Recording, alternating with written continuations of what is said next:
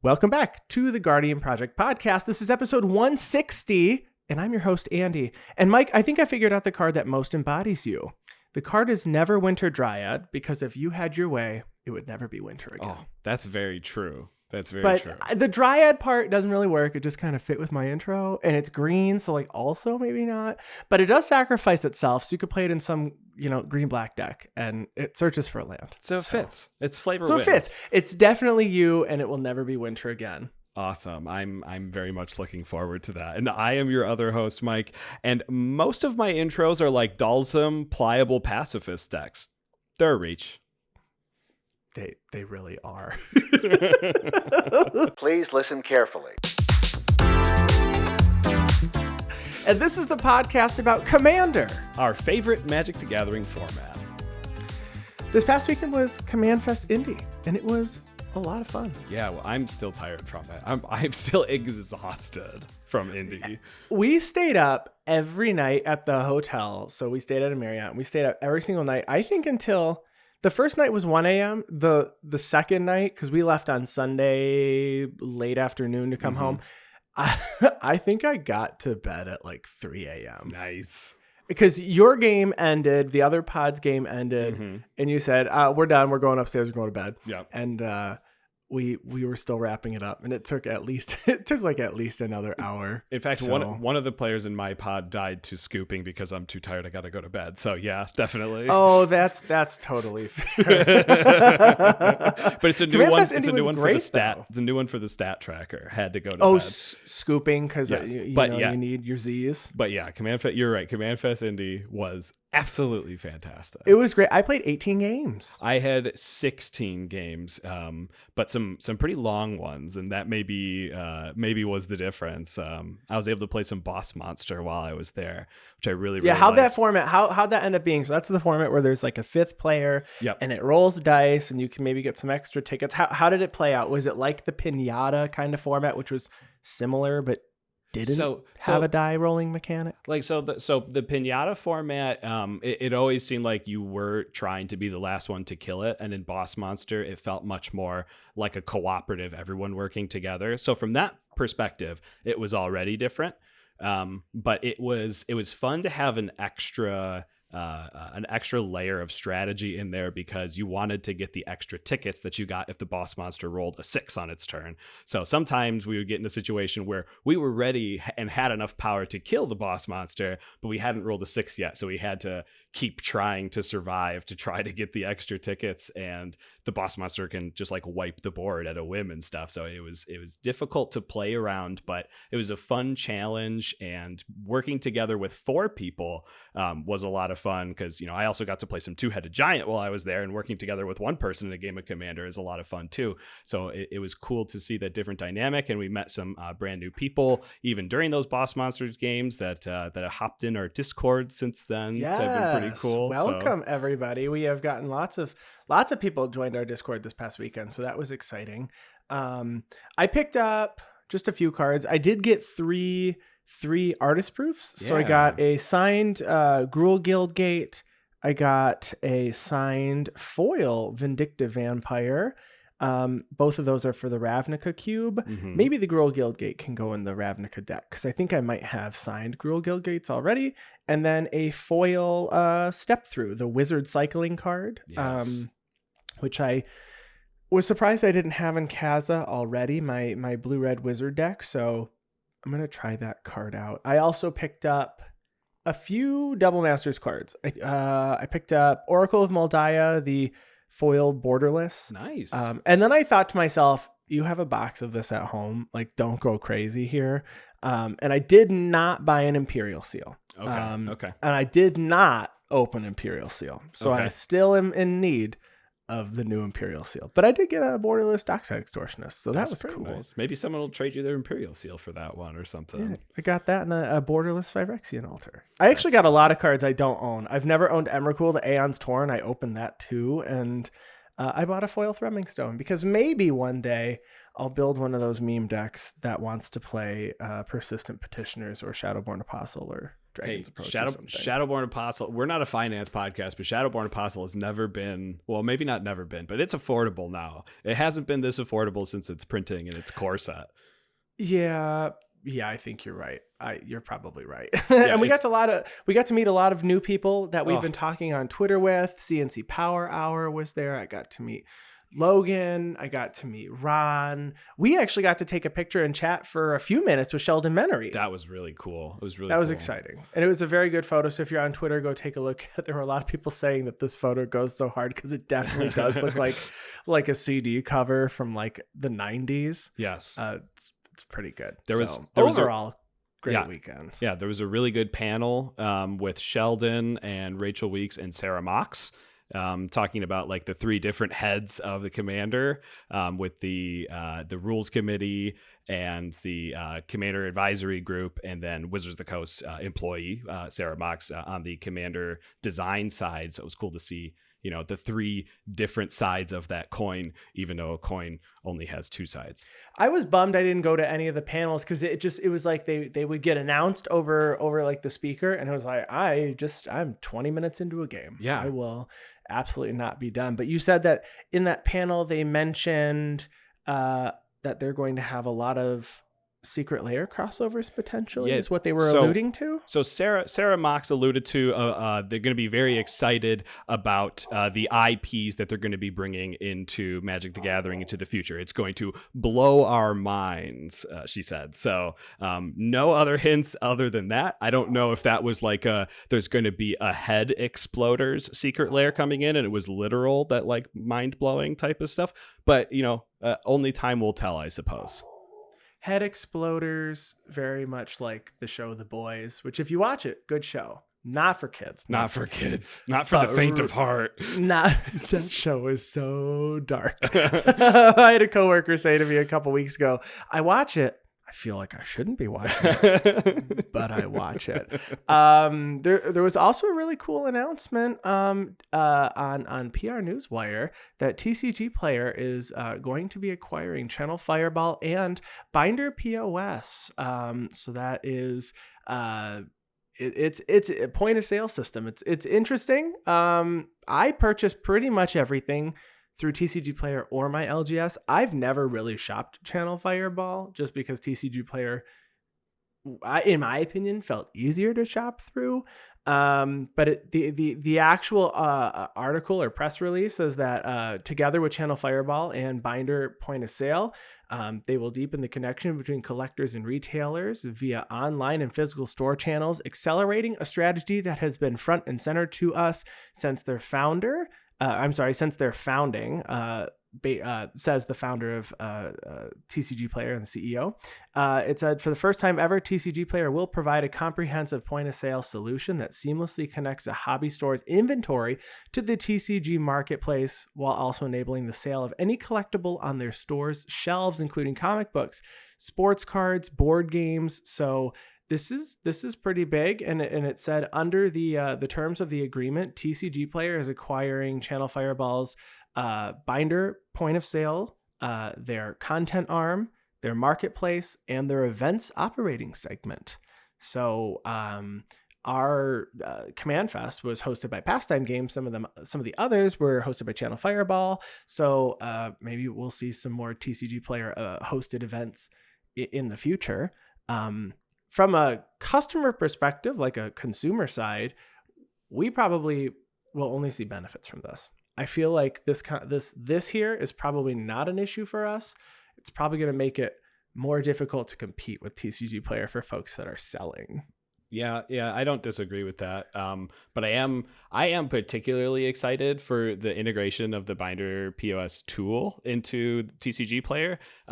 I don't know if you know this, Andy, but one of our LGSs actually uses the BinderPOS system on their website, and it is beautiful and works really, really well. That is Gamer's Gauntlet in Clinton Township, Michigan, everybody. One of our favorites. Really great system. It's actually nice because during the pandemic, and I think we're lucky that our LGS during the pandemic was able to invest in improving their store and their systems.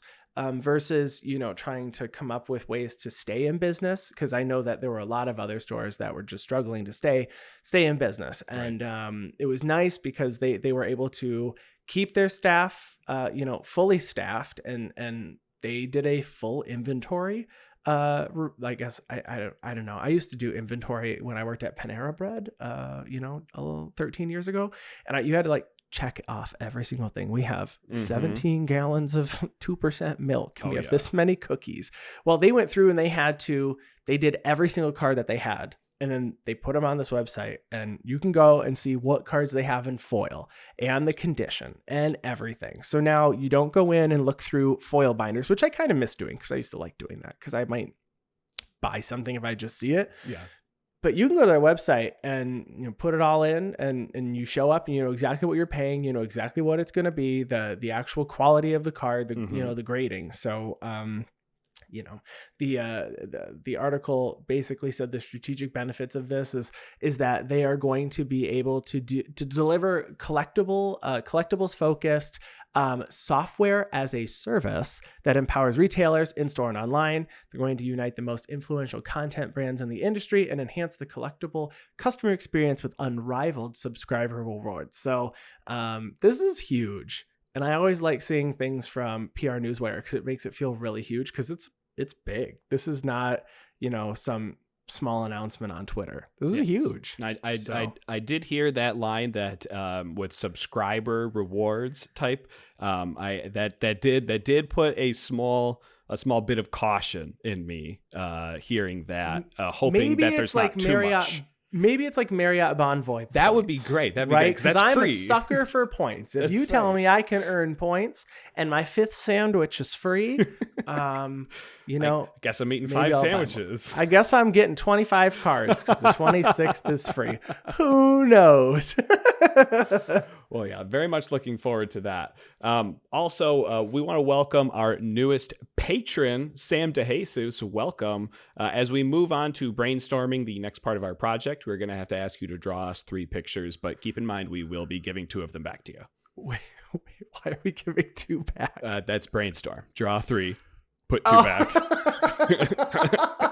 Wait, hold on. I was literally picturing drawing 3 actual cards. Exactly. That was really good. And I got to meet Sam when we were at Command Fest Indy. So thank you so much. It was actually great meeting. I think this is the first time I've met somebody before they were a patron. That was really fun.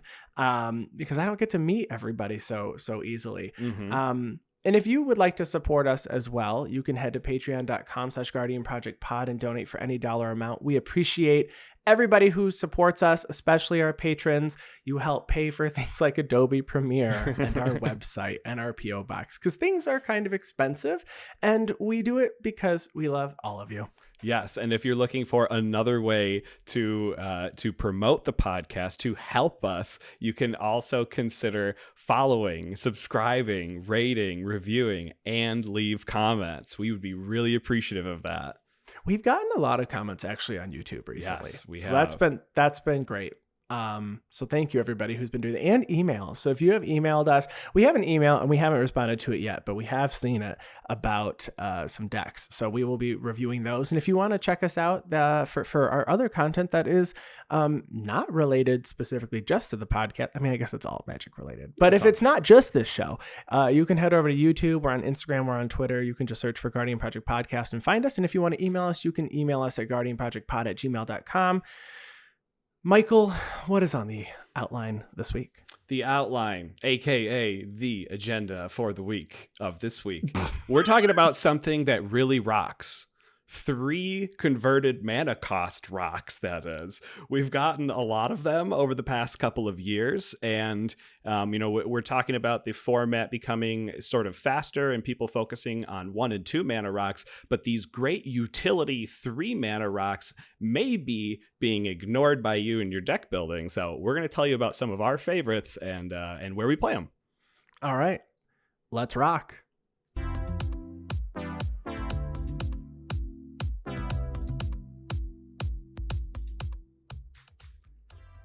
3 mana rocks are they're getting way better as the years go on. And I am sad I didn't make a joke about the rock as our transition. Maybe one of these rocks will have like some adjacentness to food, and we can cook something. Like you could smell what that rock is cooking in some way.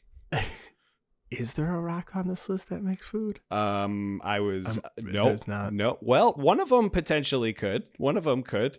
All right, we'll see. Maybe we'll spend the mana on one of them to make food. So these are in no particular order, but these are cards that we play in our decks, or we have seen played against us in decks, and we know are very, very useful. And I'm going to start out with one that's pretty new. It just came out at the end of 2021, and that's the Celestis. Not pronounced the Celestis like I used to say. Okay. And I was corrected on stream. So now I know it's the Celestis. It looks like a pumpkin, and it's just a bunch of rocks, but it's very good. So it's a legendary artifact for 3 mana. It says if it's neither day nor night, it becomes day as the Celestis enters the battlefield. It taps to add 1 mana of any color, and then you can pay 3 and tap it. If it's night, it becomes day. Otherwise, it becomes night. Activate only at sorcery speed. And then it also says whenever day becomes night or night becomes day, you gain a life. You may draw a card. If you do, you discard a card. So it's a lot of text. And it also adds the day-night tracker to the battlefield, which can also be very difficult to manage. Yes. I have a werewolf deck. Which is the most popular deck that the Celestis is played in. So Tovolar Dire Overlord, which is the red-white flip werewolf from Midnight Hunt. And that is, the whole deck is based on day-night, basically.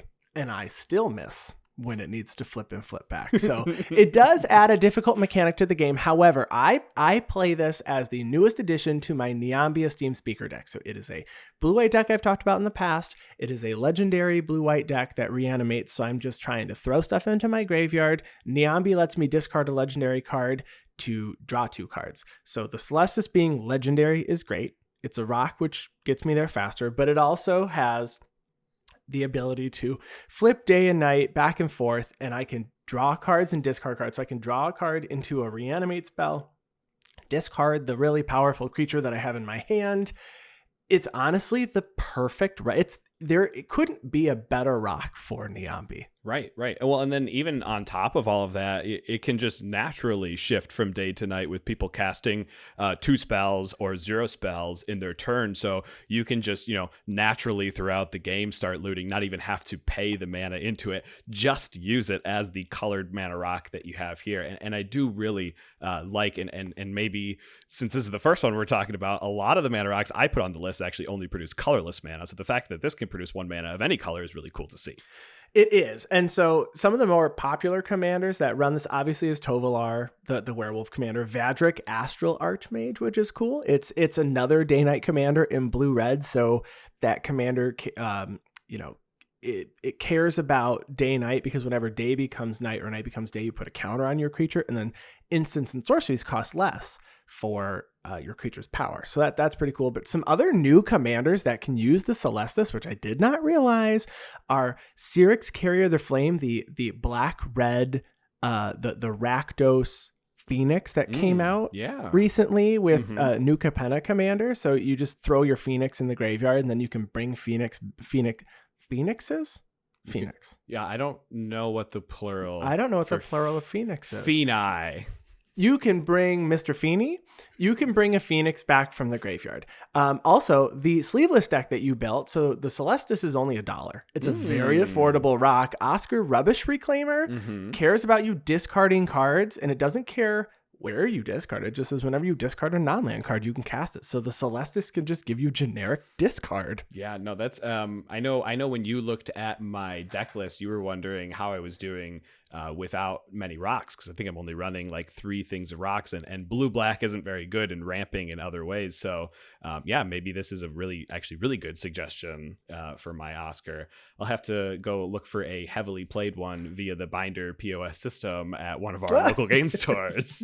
They might not be heavily played yet because a lot of them probably haven't even been played yet. They're probably just ready for purchase. But also Toulouse Clever Conductor, the Esper commander from New Capenna. It's not called Esper. It's Rafine's color. What are they called again? They're called not the Maestros, not the Riveteers, not the Cabaretti.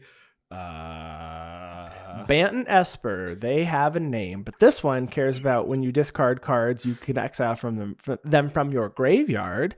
And whenever Toulouse dies, you put the cards exiled into your hand. So the Celestis is really just hand refueling in that. Honestly, this card is it's going to go a long way. So I can't say much more about the Celestis that's good because I didn't have much bad to say other than it's tracking day night is not super fun. I'll be honest. Yeah, the only downside. The only downside that I could think of is I would always try to break cards and try to make like 1 billion copies of them, and it's legendary. But there's so many benefits for it being legendary in this instance, and being played as such. Yeah, as a legendary card. So really cool. So Crowded Crypt is a card that I am actually going to be adding to 2 of my decks. So it's not actually currently in any of my decks, but I have seen it perform in a few other of my opponent's decks, which is what brought me to it. So this one is actually printed alongside the Wilhelt Precon, so about the same time that the Celestis was printed. Crowded Crypt for 2 and a black. You get an artifact that taps and adds a black. It says whenever a creature you control dies, put a corpse counter on Crowded Crypt. For 4 black, you can tap it to sacrifice Crowded Crypt and create a 2/2 black zombie creature token with Decayed for each corpse counter on Crowded Crypt. So you can see it does play very obviously into a zombie deck, especially if it is a zombie deck that focuses on token synergies and strategies. I do really like that it doesn't require a non-creature to die to get the corpse counter on it. And that's why it's going to be added to my Abzan tokens deck. So that whenever a creature dies, I'll be able to corpse counter on it, which will then eventually turn into another creature, into my 2/2 zombie token. But I do actually have the added benefit of running a card called the Doubling Season, 5 mana enchantment that doubles both your token and counter production. So it actually will quadruple the amount of zombies with Decayed that I get out of this artifact. I got to see this card played for the first time this weekend. Funny enough, in a deck which I never thought we would ever see, but it was a mono black single Krav the Unredeemed deck. Patron Dan Krauss was playing it. It was mono black without Regna, so it's just mono black, and it was a deck that cares about sacrificing creatures. You draw X cards and gain X life, and then you put counters on Krav for the number of creatures you do that with. And I saw Crowded Crypt sit out, and it never got sacrificed. It was really just used as a mana rock. But in the event that there's a board wipe and you've already sacrificed, a couple of creatures, and then you had 4 or 5 die, you can just replace your board. And I think this is better than I was expecting.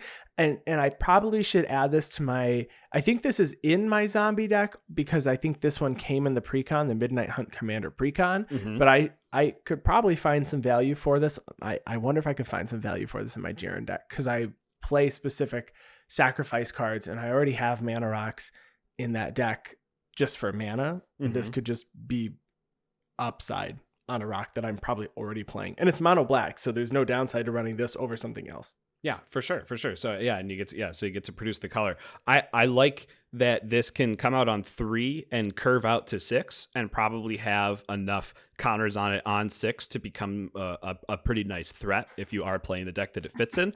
But I also like top decking this on turn 9 when I already have a huge board state, play it down, sack my board, sacrifice it, then sack the board that it creates. Right. When you have an aristocrat type trigger like a Zulaport Cutthroat or a Blood Artist, which are creatures that allow you to drain your opponents anytime a creature you control dies. Well, Blood Artist, anytime a creature dies, you get to drain a single opponent. Zulaport Cutthroat, anytime a creature you control dies, each one of your opponents loses 1 life and you gain 1 life. So being able to essentially double the amount of triggers that you're going to get with that. I mean, yes, it does cost 9 total mana, but 9 total mana to double the number of tokens you have on the battlefield in 2 different waves too, which could be super beneficial.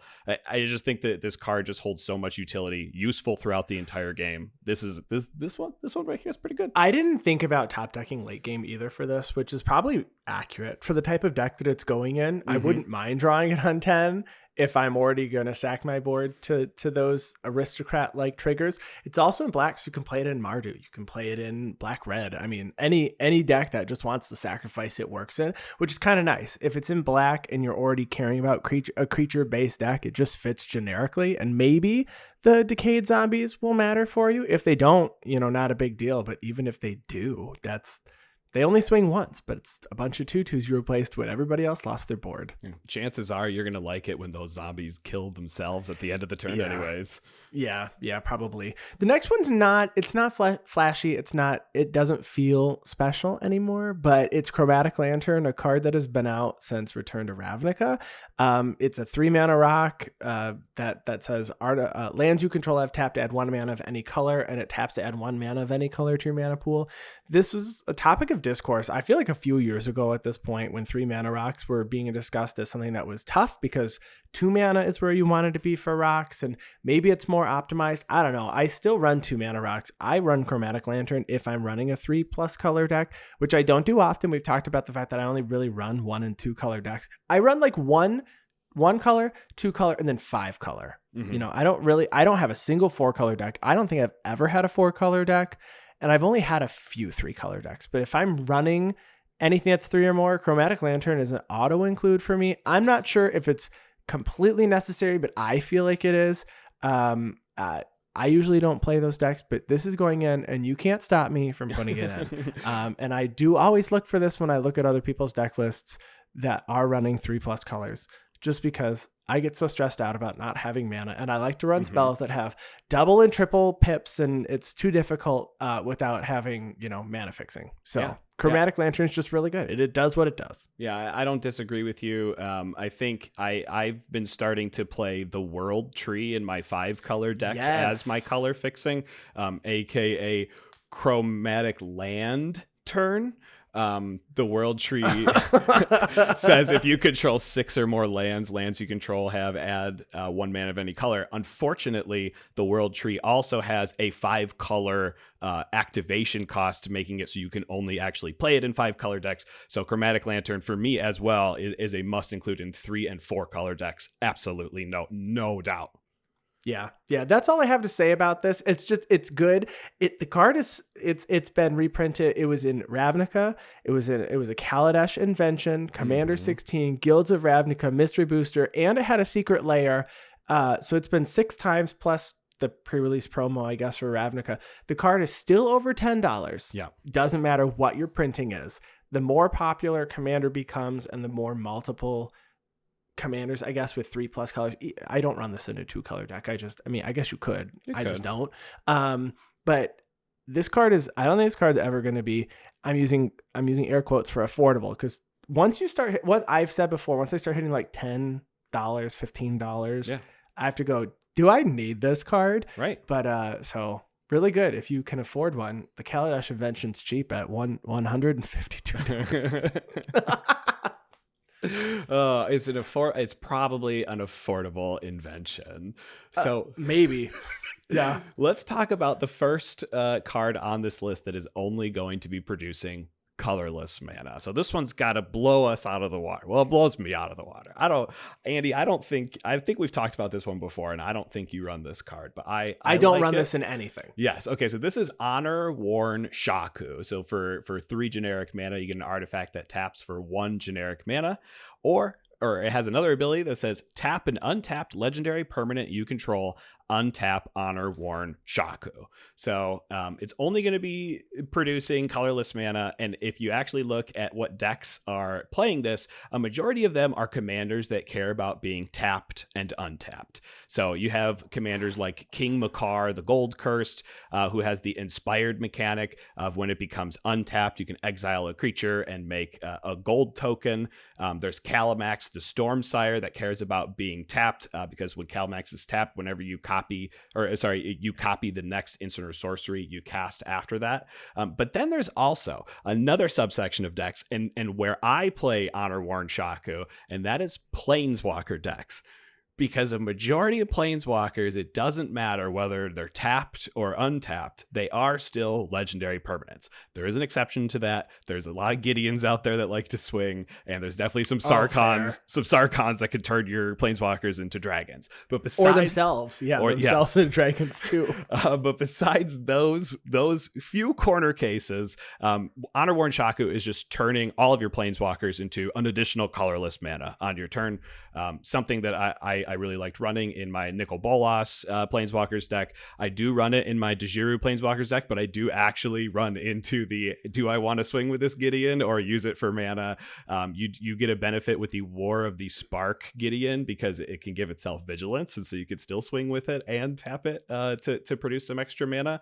But you also see people play this in just their legendary creatures deck. When you cast your commander, if you don't need to block with it, turning it into an extra colorless mana for the turn sounds good. If it doesn't have haste. I think the deck I've seen this most in is Norn the Wary, which is a 2/1 for 1 red that says whenever a player casts a spell or a creature attacks, you remove Norn the Wary from the game and then return to the battlefield under its owner's control at the beginning of the end, or I guess at the end of turn. And I've seen this because you tap Norn the Wary because Norn's never going to stick around ever. It's always going to be gone. So you always have a mana rock that's essentially in a Norn the Wary deck adding 2 no matter what, because you tap it for 1 and you tap Norn to untap it, so you get 2, so it's even better there. I've seen this do so much work in a Norn deck, and I've also seen cards that just do damage when you're doing artifact stuff. Oh yeah. So this has definitely been a blowout. I don't have a deck that I run this in personally, but it looks like some other popular commanders are like, because this one also is this one's not legendary, I guess. No. So I thought this one was legendary. Looking at it now, it's not. But just creatures that do like to be tapped and untapped. Amara, Soul of the Accord. I used to have a Celestis deck that cared about tapping Amara and creating soldiers. So it's a cool card. I just don't have a home for it currently, but I've seen it do a ton of work. Yeah, I know there is one brand new deck in our local play group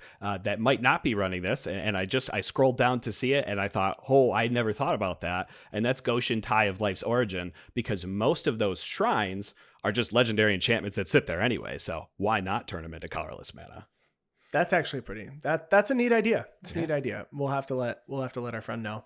The next one here is Heraldic Banner. This is a card that I play more than I expected to, because I feel like I fell out of the combat-based decks for a while. But Heraldic Banner is an artifact from Throne of Eldraine. It is 3 mana, and it says, as it enters the battlefield, choose a color. Creatures you control of that color get +1/+0, and it has tap to add 1 mana of the chosen color to your mana pool. So I don't mind this in 1 or 2 color decks. Probably not running this in a 3+ color deck, but I don't really have a lot of those myself.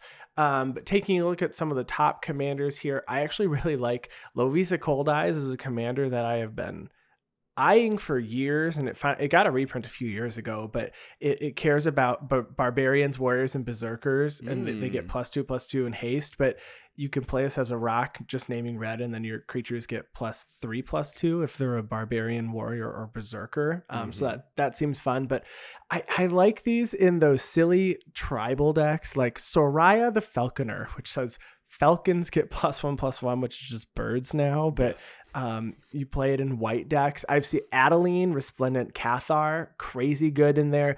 Krenko, Tin Street Kingpin, or even original Krenko, Mob Boss, really good there. Tailrand, Odric, Master Tactician. Card that I've seen do quite a bit of work in my birds deck, Donnell, Herald of Wings, which when I cast a non-legendary creature spell flying, I can copy it. But this card, it's great. It's unassuming. No one wants to remove that as the artifact, and it's an anthem that sits there. And when I give creatures anthems, I don't know if I care about +1/+1. I usually just want +1/+0, because the +1 plus the toughness boost never matters, because either there's a board wipe that wouldn't have mattered, or it's like a blasphemous act, or something that's dealing X damage to each creature, where X is the number of creatures on the battlefield. It's never like all creatures take 2. I'm not getting electricaried for, 1 damage. So I feel like I like Heraldic Banner, and I don't care that it's not giving a pump to toughness and only power. Okay, so Thunderkite Helma is a card that does 1 damage to all flying creatures. And when 2 of them are produced on the same turn, they do 2 damage to all flying creatures. And man, would I have wanted 1 extra toughness on all of my flying drakes in a game that we played at Indianapolis this weekend. So I see what you're saying, but man, did I have that corner case ready. You really did, and I loved to see it, because when Mike became available to swing at, I killed him.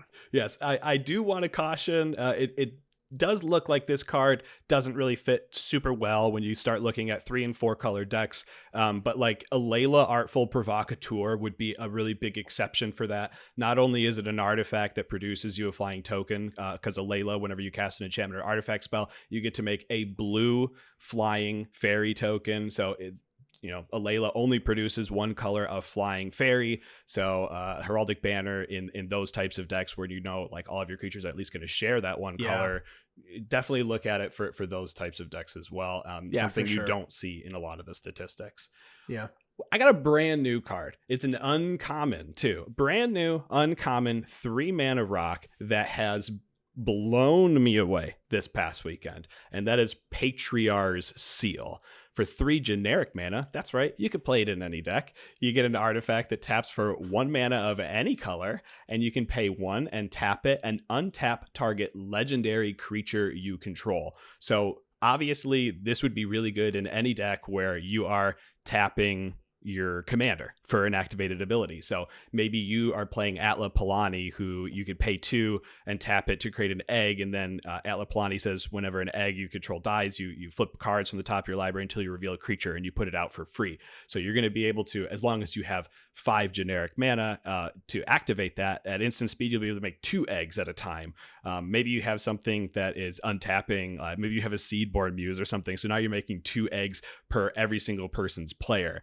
I used to have a Reese the Redeemed deck that has 2 different activatable abilities. One of them, you could pay 1 to produce a 1/1, or you can pay 6 to double the number of tokens that you control. So now you're doubling it twice. Those tokens could be treasure tokens, and they could be paying into these abilities already. I know I have an Osgir deck that I'm going to be putting this in, because Patriar's Seal gets even better when you can have 2 Patriar's Seal, and I can untap Osgir twice, so I can activate his last ability 3 times, where I can pay X and tap Osgir to exile an artifact from my graveyard and make 2 token copies of it. So I'm going to have 6 token copies of an artifact with my 2 Patriar's Seal out. I love this card so much. I missed this entirely, I will say, from Commander Legends Battle for Baldur's Gate. This was something I think actually both of us missed, because it does say tap or untap target legendary creature you control, which has a lot of significance. I think when you see this, because every single deck, I'm going to tell you a secret, every single deck has a legendary creature. Well, or Planeswalker. That's fair. You know what? I would be surprised if those decks didn't have at least one legendary creature. I would also But I would say 99.9% of decks, all right, I change it, 99.9% have a legendary creature in them. And this works really well. I actually, sometimes, even if your creature doesn't have a tap ability and it's just out and someone forgets that you have this sitting out, you just untap it for a blocker. I love little tricksy things. Pseudo vigilance. Why not? You thought I was open? Gotcha. I'm going to untap whatever silly little thing that I have sitting out on the battlefield. I see in the notes you asked me, does Kazza Royal Chaser want this? So yes. Kazza is a 1/2 human wizard for a blue and a red, flying in haste. And it says tap Kazza. The next instant or sorcery spell you cast this turn costs X less to cast, where X is the number of wizards you control as this resolves. So I did pull up my deck list, and I do only run 6 rocks. And I have cards that I would switch out. Like this is a deck that I've been modifying since Zendikar Rising came out, but I don't see any reason why I wouldn't want this. I went really hard on the twiddle effects. So twiddle is the original card that this theme gets its namesake from, where it's an instant that says tap or untap target artifact, creature, or land for a single blue mana. So I played all of them, like Triton Tactics and Chain Stasis and Cerulean Wisps and other wizards that like Fate Stitcher to tap or untap another target permanent. So my goal was play out a bunch of wizards and then play all the spells so I can, in response, tap and untap Kazza to like reduce my next spell by 40, which that is easily done in Kazza. Sure. And then play like Comet Storm or Fireball or Banefire or whatever it is. And I'm not running this, and I definitely have space, and I'm running 37 lands in my deck already, and I feel like I probably could, in fact, cut a land to go to 36 easily. So I missed this entirely. Patriar Seal does need to go in Kazza, so that now instead of reducing by 50, I can reduce by maybe 55 if I have 5 wizards or something. Do you run Isochron Scepter to like put a twiddle under it to be able to do that every single turn or anything in that deck? I don't. Okay. I don't. Because I just wanted to play like it as me. It does feel like an Isochron Scepter, at least in Kazza. Right. But the only problem with the Isochron Scepter is that requires 2 cards. And yes, that's true. It does require that my untap card only cost 1 mana. And not that they cost more. I mean, most of them do only cost 1 or 2. Like Tidal Bore costs 2, but Infuse is one of these, and that one costs 3. So I would hate to have my one untap card be one that can't go under an Isochron Scepter. So I'd probably play it safe and just add 1 more with Patriar Seal, but I missed it, so now I got to buy a foil. Also, the foil version is over $3. Oh, wow. I gotta go dig through my Baldur's For Gate real, I'm quick. not surprised, though, because it fits almost every deck. Oh, it's so good. Legendary creatures in general. So great pick. Moving on to Cursed Mirror. So this is a card that came out Commander 2021. It is a 3-mana rock. I don't know why I'm explaining that. They are all 3 manas, but 2 in a red. And it has tap to add 1 red to your mana pool, but it also says as it enters the battlefield, you may have it become a copy of any creature on the battlefield until end of turn, except it has haste. So you can have a clone effect in red. It's great. I have this in a few decks. Red can struggle with card advantage, but we're seeing less and less of that as more sets come out because we're getting like Impulse Draw, which is great. So you can exile it until end of turn. You can cast it until the end of your next turn. You can cast whatever spell it is. And it does, in fact, require the right board state. But we did see this. Funny enough, we also saw this weekend hit the board in one of our games. And it turned into an Agila the Blade Blossom for a single turn. It made a few extra creatures. It did the generic thing that it was supposed to do. And then after that turn was over, now it's just a red mana rock. I think this card is fantastic. I don't have very many of it, but it's sub $3 depending on the version you buy. If you buy the border or the widescreen, the extended border, it's $6. But the regular version is like $2.50.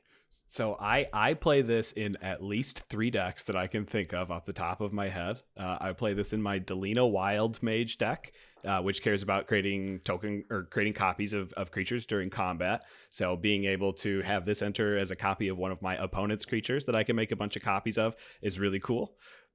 This came in the Osgear precon from Strixhaven, so it's in my Osgear deck as well. I also got to play this card over the weekend, have Osgear make 2 copies of it, both coming in as copies of Triplicate Titan, so I had Triplicate Titan, and that is definitely a highlight of the weekend.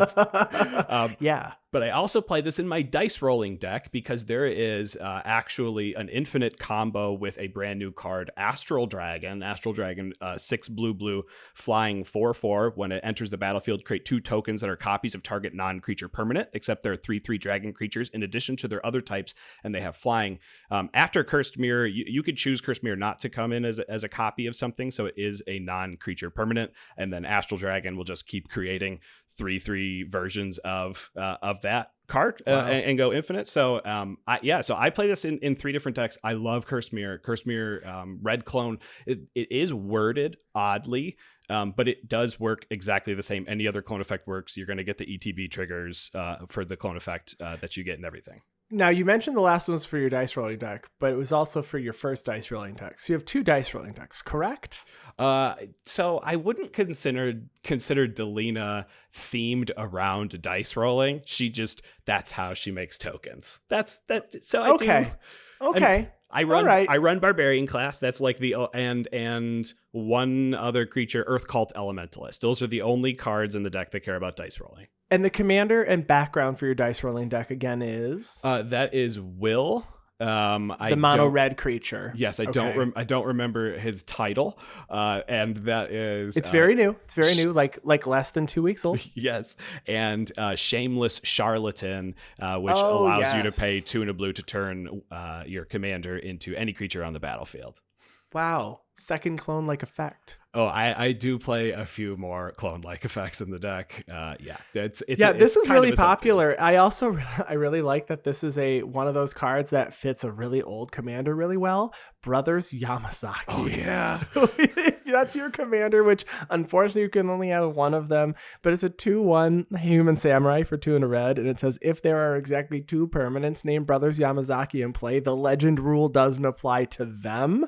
So it says each other creature named Brothers Yamazaki get +2/+2 in haste. So if you're playing Brothers Yamazaki, you can play out your Cursed Mirror, get another Brothers Yamazaki, and then you have 2 creatures that are 4/3 haste. It's not the best play, but it's going to be one that I remember for forever. Yeah. I will definitely note it down in my spreadsheet that it happened. So if someone has a Brothers Yamazaki deck and a Cursed Mirror, call me. Or teams me. I'm not at work. Me? Oh, Don't teams me. No. You can Discord me, tweet at me, send me an email. But if you have it, I want to play a game with you. Yeah, absolutely. So Victory Chimes. Victory Chimes is an artifact that came out during one of my favorite sets that I ever played, and that was Battle Bond. So you already know this one is going to be commander-centric. Victory Chimes, for 3 generic mana, you get an artifact that says untap Victory Chimes during each other player's untap step. That's right, you get free mana during every other player's turn.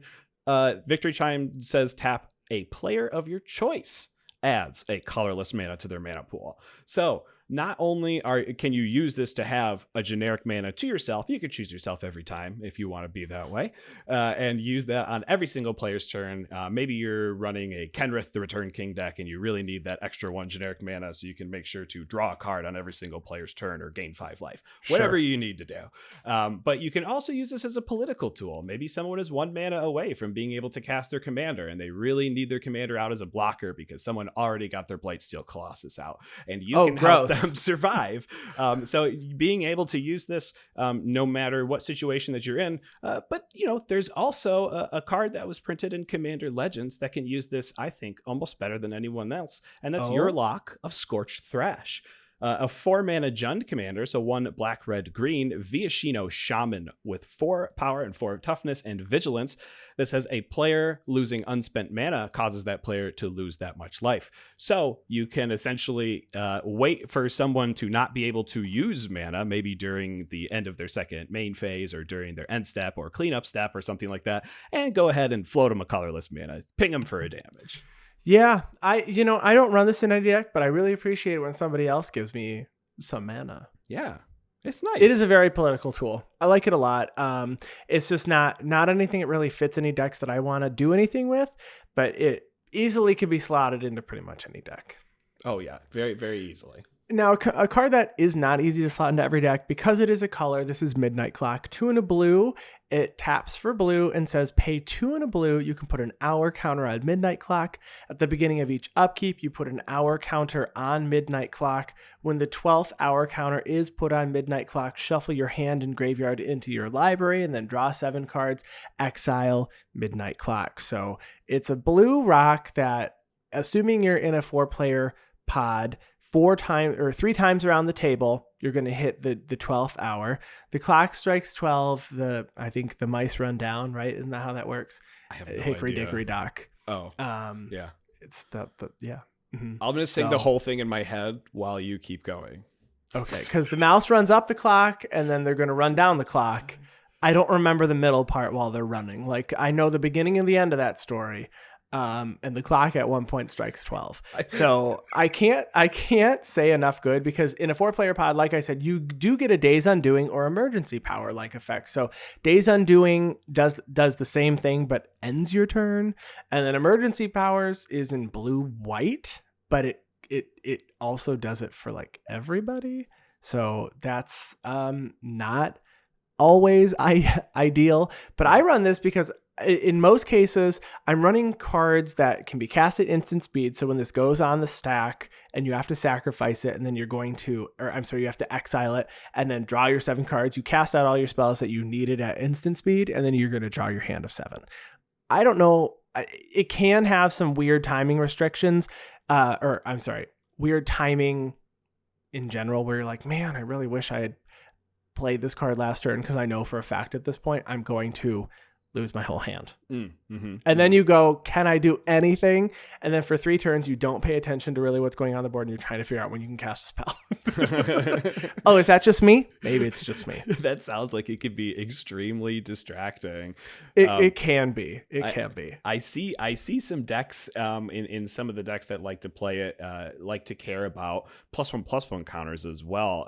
So I imagine that maybe some proliferate strategies and accelerating yourself to that wheel effect might also be in the card. I was just saying the cards. I backtracked. I went back to it. It's going to be in the cards for you. It's going to be in the cards. You know what's funny? As we look through this, one of the top commanders that plays this is a card from the old Kamigawa block, and it's called Kaisei, Heart of Oceans, a 4-mana 4/4 flying spirit. It's just 2 mana and 2 blue, and it says at the beginning of your upkeep you have to sacrifice it unless you remove a counter from a permanent you control. So you're trying to prevent your clock from striking 12 in that deck, just to keep your 4/4 flying commander around. It's probably not the best strategy, and it's just a 4/4, but it's just interesting. But seeing it's just played in generic good blue decks. It's played in non-blue decks, but I do like this in Quasar Augur of Agonies, which came out in New Capenna. Whenever you draw a card, target opponent loses a life and you gain a life.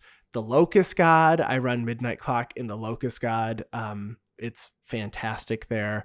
I do not run it in Kaza, because for the most part I'm usually sculpting my hand, you know, and keeping all my twiddle effects in hand so I can get that one big turn. And I usually don't want to lose my X spell, because I'm probably holding the X spell for the majority of the game. That makes sense. You know, even if I'm not going to cast it on turn 6, and I might want to just cast it 2 turns later, I don't want to lose it, because there's a good chance that I'm not going to draw an X spell that's important at the time.